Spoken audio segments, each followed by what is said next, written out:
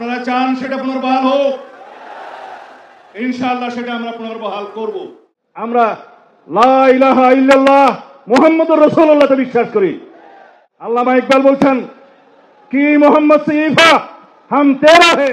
আপনারা যে শান্তিপূর্ণ সমাবেশের আয়োজন করেছেন এবং শান্তিপূর্ণভাবে আজকে এখানে সবার বক্তব্য শুনছেন, মুগ্ধ হয়ে গিয়েছি। এই শৃঙ্খলা, এই শান্তিপূর্ণ শোনার মতো মানসিকতা আপনাদের দিলে কি গুজরেছে আমি জানি। আপনাদের সাথে একাত্মতা প্রকাশ করার জন্য এখানে এসেছি। তার আগে কিছু কথা।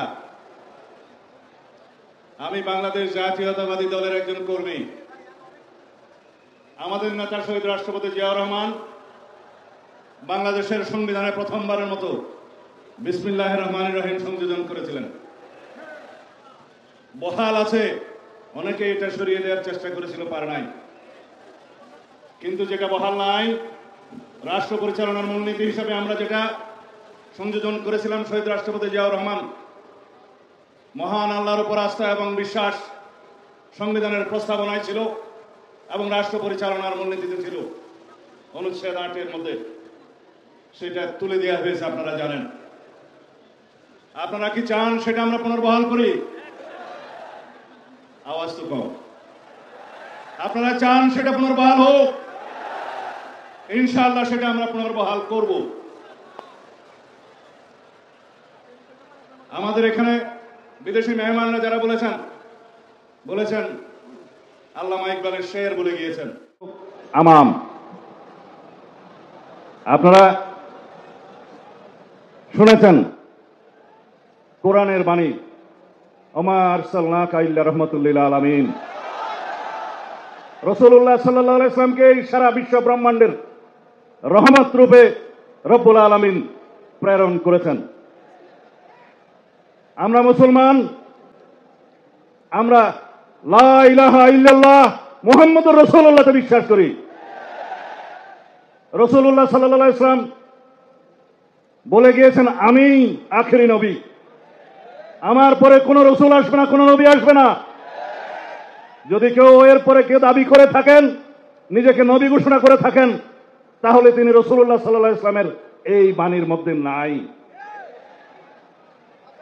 আল্লামা ইকবাল বলছেন কি মোহাম্মদ সিফা হাম তেরা হে। আল্লাহ রাব্বুল আলামিন বলছে আমি তোমার। ये दुनिया चीज है क्या, लोहो कलम तेरा है। আল্লাহ রাব্বুল আলামিনের জবান দিয়ে এই শের বলছে।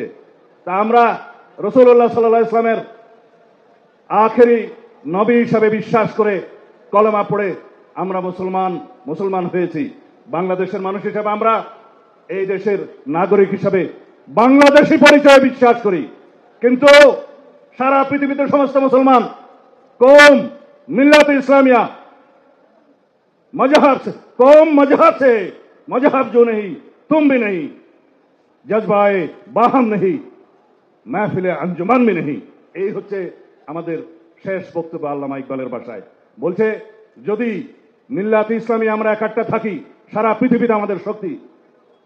আমরা এই কওম হিসাবে, মুসলমান হিসাবে পৃথিবীতে বিভক্তির কারণে আজকে প্যালেস্টাইন আমাদেরকে হত্যা করছে, গাজাতে নির্মম হত্যাযজ্ঞ চলছে, সারা পৃথিবীর বিভিন্ন জায়গায় আমাদের রোহিঙ্গা ভাইদেরকে হত্যাযজ্ঞে শিকার হতে হচ্ছে শুধু আমাদের দুর্বলতার কারণে। যাই হোক, আপনারা যেটা শুনতে চাচ্ছেন সেটা বলি।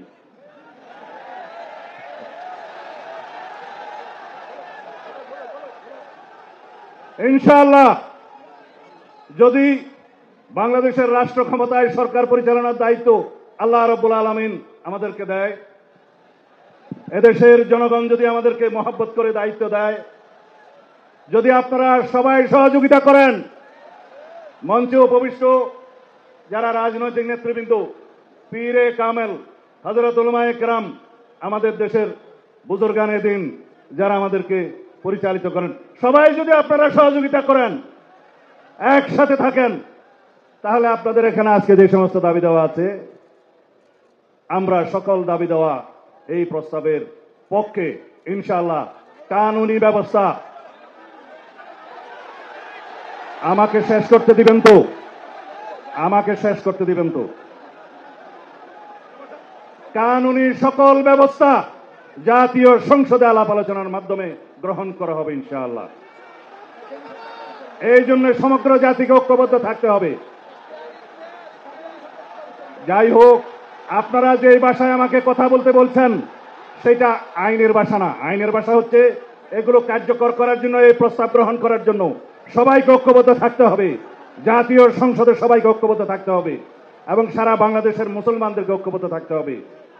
আমরা ইনশাআল্লাহ আপনাদের এই প্রস্তাব গ্রহণ করব।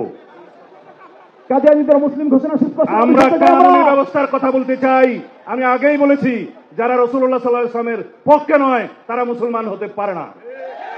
খোদা হাফেজ।